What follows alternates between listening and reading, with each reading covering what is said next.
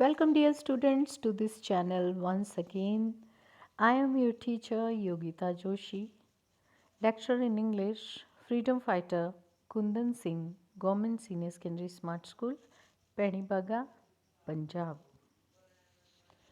Today I'll discuss the important comprehension passage with you.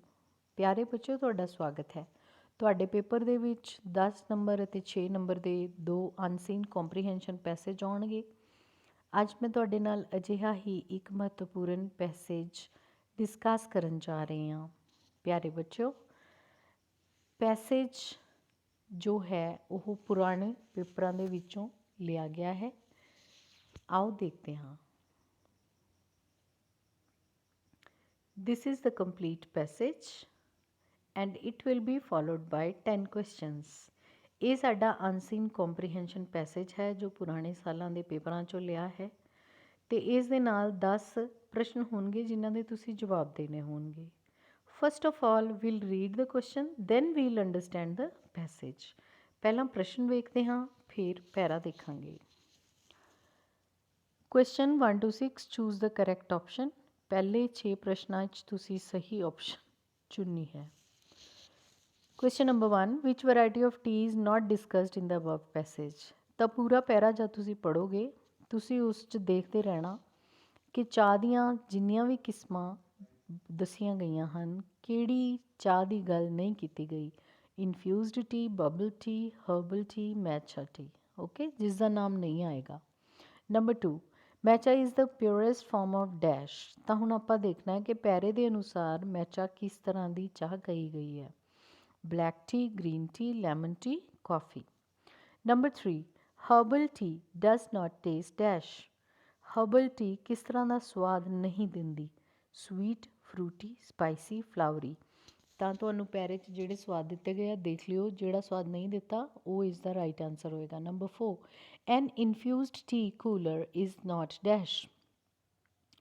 ਤਾਂ infused tea cooler ਕੀ ਨਹੀਂ ਹੁੰਦਾ। Flavoured water, served ice, to keep you hydrated and fresh, added with milk. ਇਹਨਾਂ 'ਚੋਂ ਕੀ ਨਹੀਂ ਹੁੰਦਾ। Number 5, these new age herbs are not being served dash। ਕਿਹੜੀਆਂ ਹਰਬਸ ਸਰਵ ਨਹੀਂ ਕੀਤੀਆਂ ਜਾਂਦੀਆਂ। ਇਨ kiosks and lawns, in temples, on the go, in stylish tea rooms। ਕਿੱਥੇ ਚਾਹਾਂ ਨਹੀਂ ਮਿਲਦੀਆਂ। Number 6, choose the statement which is false according to above passage। ਇਸ ਪੈਰੇ ਦੇ ਅਨੁਸਾਰ ਕਿਹੜੀ ਇੱਕ ਸਟੇਟਮੈਂਟ ਫਾਲਸ ਹੈ, ਗਲਤ ਹੈ। Question number 7, which herbs are used to infuse flavors in the herbal tea। Herbal tea ਦੇ ਵਿੱਚ ਖਾਸ ਮਹਿਕ ਜੋੜਨ ਲਈ ਕਿਹੜੀਆਂ ਜੜੀ ਬੂਟੀਆਂ ਇਸਤੇਮਾਲ ਕੀਤੀਆਂ ਜਾਂਦੀਆਂ, ਤੁਸੀਂ ਪੈਰੇ 'ਚ ਇਸ ਗੱਲ ਦਾ ਧਿਆਨ ਰੱਖਣਾ। The new variants of tea are different from traditional tea as these have a calming and sleep inducing effect। ਤਾਂ ਕਿਸ ਤਰ੍ਹਾਂ ਦੇ ਨਵੇਂ ਵੇਰੀਐਂਟ ਵੱਖ ਤਰ੍ਹਾਂ ਦੀ ਚਾਹ ਨੂੰ ਜੋੜ ਕੇ ਤਰ੍ਹਾਂ ਦੇ ਸੁਵਾਉਣ ਵਾਲੇ ਪ੍ਰਭਾਵ ਤਿਆਰ ਕੀਤੇ ਜਾਂਦੇ ਹਨ। ਤਾਂ ਇਹ ਟਰੂ ਹੈ ਕਿ ਫਾਲਸ ਹੈ, ਆਪਾਂ ਦੱਸਣਾ ਹੈ। The child is playing around dash milk from his sipper. ਤਾਂ ਤੁਸੀਂ ਸਿਪ ਦੀ ਜੈਰੈਂਟ ਫਾਰਮ ਤਿਆਰ ਕਰਨੀ ਹੈ। The caffeine free herbal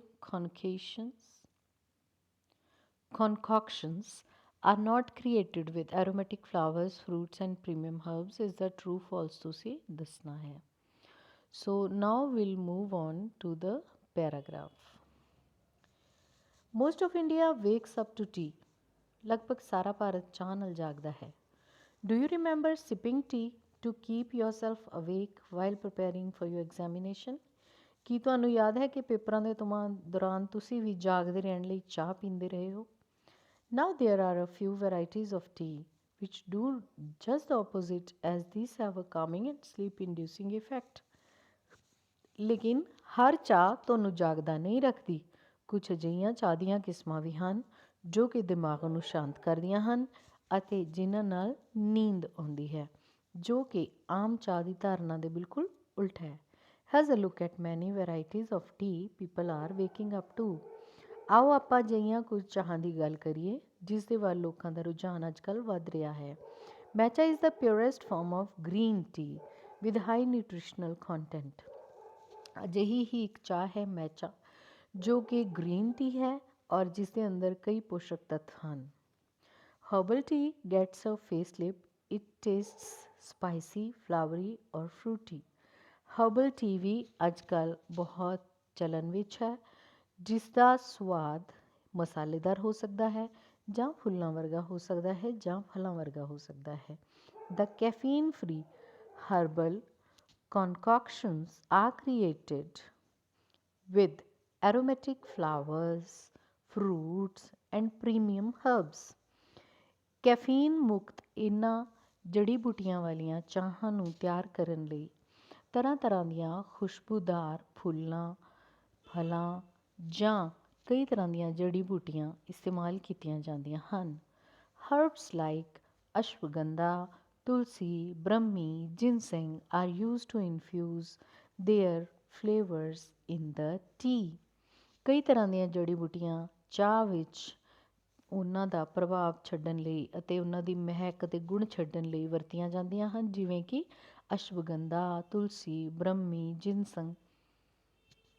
Several blends are created mixing the finest of Darjeeling and Assam tea with chamomile, jasmine, honey, lemon, basil, vanilla, mangoes and berries among others.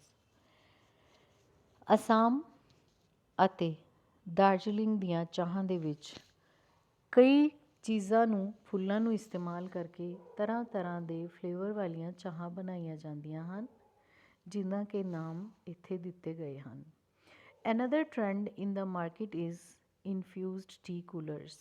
ਇਸ ਤੋਂ ਇਲਾਵਾ ਬਾਜ਼ਾਰ ਵਿੱਚ ਅੱਜ ਕੱਲ੍ਹ ਟੀ ਕੂਲਰਸ ਨਾਂ ਦੇ ਖਾਸ ਪਦਾਰਥ ਵੀ ਆ ਰਹੇ ਹਨ। These are like flavored water with a hint of tea and fruity or spicy flavors to hydrate and refresh. ਇਹ ਇੱਕ ਤਰ੍ਹਾਂ ਦੇ ਖੁਸ਼ਬੂਦਾਰ ਪਾਣੀ ਹੁੰਦੇ ਹਨ ਜੋ ਕਿ ਚਾਹ ਵਿੱਚ ਮਿਲਾ ਦਿੱਤੇ ਜਾਂਦੇ ਹਨ ਤਾਂ ਕਿ ਚਾਹ ਦੇ ਵਿੱਚ ਤਰ੍ਹਾਂ ਤਰ੍ਹਾਂ ਦੇ ਸਵਾਦ ਆਉਣ ਅਤੇ ਤਾਜ਼ਗੀ ਮਹਿਸੂਸ ਹੋਏ। The idea is to keep a sachet of green tea infused or blended with fruits or spices into a jar of water and ice added. ਤਾਂ ਇਹਨਾਂ ਨੂੰ ਕਿਸ ਤਰ੍ਹਾਂ ਬਣਾਇਆ ਜਾਂਦਾ ਹੈ ਕਿ ਅਸੀਂ ਇਹਨਾਂ ਨੂੰ ਪਾਣੀ ਵਿੱਚ ਪਾ ਦਿੰਦੇ ਹਾਂ, ਜਿਸ ਦਾ ਸਵਾਦ ਕਿ ਫਲਾਂ ਵਰਗਾ ਵੀ ਹੋ ਸਕਦਾ ਹੈ, ਮਸਾਲੇ ਵਰਗਾ ਵੀ ਹੋ ਸਕਦਾ ਹੈ, ਔਰ ਇਸ ਦੇ ਵਿੱਚ ਅਸੀਂ ਬਰਫ਼ ਪਾ ਕੇ ਇਸ ਨੂੰ ਠੰਡੀ ਵੀ ਤਿਆਰ ਕਰ ਸਕਦੇ ਹਾਂ। The flavors and antioxidants released slowly make it a mild tea that is tastier than just plain water.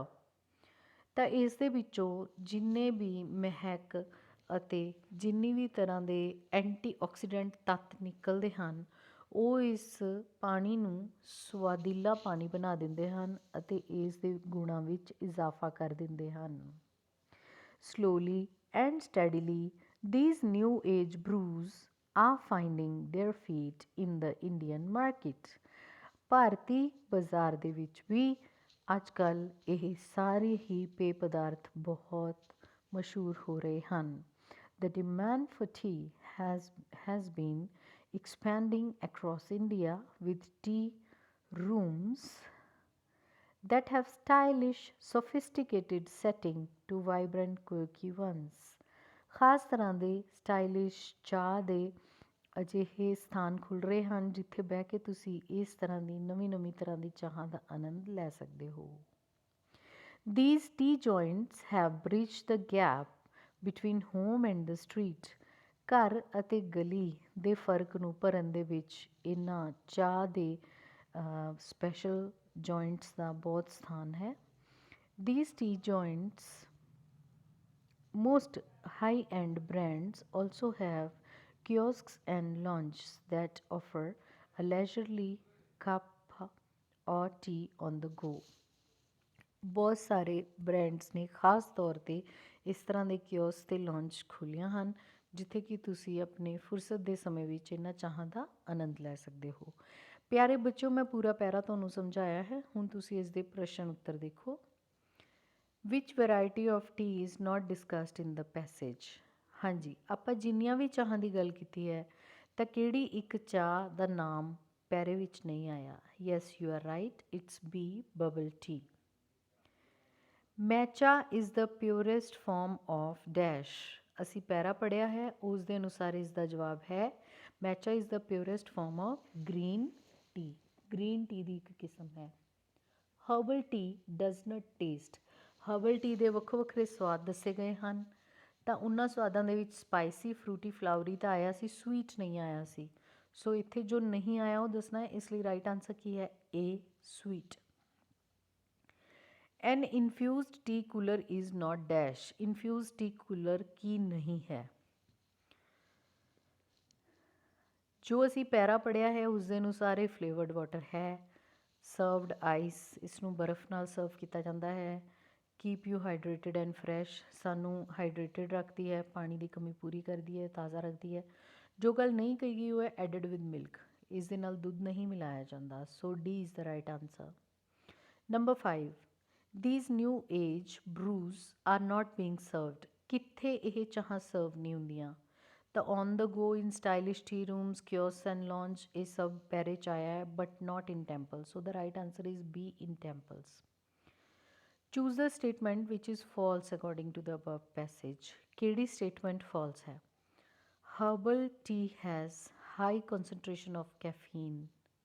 Herbal tea ਦੇ ਵਿੱਚ ਕੈਫੀਨ ਦੀ ਮਾਤਰਾ ਬਹੁਤ ਜ਼ਿਆਦਾ ਹੁੰਦੀ ਹੈ। ਸੋ ਸਾਡੀ ਫਰਸਟ ਸਟੇਟਮੈਂਟ ਹੀ ਫਾਲਸ ਹੈ ਕਿਉਂਕਿ ਹਰਬਲ ਟੀ ਦੇ ਵਿੱਚ ਕੈਫੀਨ ਹੀ ਨਹੀਂ ਹੁੰਦੀ, ਬਾਕੀ ਸਾਰੀਆਂ ਸਟੇਟਮੈਂਟਸ ਸੱਚ ਹਨ। Which herbs are use to infuse flavours in the herbal tea. ਅਸੀਂ ਬਹੁਤ ਸਾਰੀਆਂ ਜੜੀ ਬੂਟੀਆਂ ਦੇ ਨਾਮ ਪੜ੍ਹੇ ਸੀ ਜੋ ਕਿ ਹਰਬਲ ਟੀ ਬਣਾਉਣ ਲਈ ਇਸਤੇਮਾਲ ਹੁੰਦੀਆਂ ਨੇ। The answer is tulsi, ashwagandha, brahmi, ginseng etcetera. ਹੁਣ ਅਸੀਂ ਟਰੂ ਫਾਲਸ ਦੱਸਣਾ ਹੈ। Number 8, the new variants of tea are different from traditional tea as these have a calming and sleep inducing effect. ਜਿਹੜੀਆਂ ਨਵੀਆਂ ਚਾਹਾਂ ਨੇ ਉਹ ਅਜਿਹੀਆਂ ਨੇ ਜੋ ਮਨ ਨੂੰ ਸ਼ਾਂਤ ਕਰਦੀਆਂ ਨੇ ਅਤੇ ਜਿਨ੍ਹਾਂ ਨਾਲ ਉਲਟਾ ਨੀਂਦ ਆਉਂਦੀ ਹੈ। ਹਾਂਜੀ, ਪੂਰਾ ਪੈਰਾ ਇਸ ਬਾਰੇ ਹੀ ਹੈ, so it is true. Number 9, the child is playing around dash milk from his sipper. Use sip as a gerund. ਜਦੋਂ ਤੁਹਾਨੂੰ ਜੈਰੰਡ ਦੇ ਤੌਰ 'ਤੇ ਕੋਈ ਵੀ ਸ਼ਬਦ ਯੂਜ਼ ਕਰਨ ਨੂੰ ਕਿਹਾ ਜਾਂਦਾ ਹੈ ਤਾਂ ਤੁਸੀਂ ING ਐਡ ਕਰ ਦੇਣਾ ਹੈ। ਸੋ ਇੱਥੇ ਕੀ ਆਏਗਾ? ਸਿਪਿੰਗ, ਪੀ ਨੂੰ ਡਬਲ ਕੀਤਾ ਜਾਏਗਾ। The child is playing around sipping milk from his sipper. Number 10, the caffeine free herbal tea concoctions are not created with aromatic flowers, fruits and premium herbs। ਇਹ ਗਲਤ ਹੈ, ਫਾਲਸ ਹੈ, ਕਿਉਂਕਿ ਇਹ ਚੀਜ਼ਾਂ ਨਾਲ ਹੀ ਕੈਫੀਨ ਫ੍ਰੀ ਹਰਬਲ ਟੀ ਤਿਆਰ ਹੁੰਦੀ ਹੈ। Dear students, I hope you have understood the passage. ਇਹ ਕੰਪਰੀਹੈਂਸ਼ਨ ਪੈਸੇਜ 10 ਨੰਬਰ ਦਾ ਸੀ ਅਤੇ ਤੁਹਾਨੂੰ ਸਮਝ ਆ ਗਿਆ ਹੋਣਾ। ਕਾਫੀ ਇੰਪੋਰਟੈਂਟ ਹੈ। ਤੁਹਾਡੀ ਬੁੱਕਸ ਦੇ ਵਿੱਚ ਤੁਹਾਨੂੰ ਜੋ ਵਰਕ ਬੁੱਕਸ ਦਿੱਤੀਆਂ ਗਈਆਂ ਨੇ ਉਸ ਦੇ ਵਿੱਚ ਵੀ ਕਈ ਅਨਸੀਨ ਕੰਪਰੀਹੈਂਸ਼ਨ ਪੈਸੇਜ ਹਨ, ਉਹ ਵੀ ਤੁਸੀਂ ਪੜ੍ਹ ਸਕਦੇ ਹੋ। Thank you for watching। Please like, share and subscribe my channel, and you can also tell your friends about this important passage. Thank you. Take care. Have a nice time.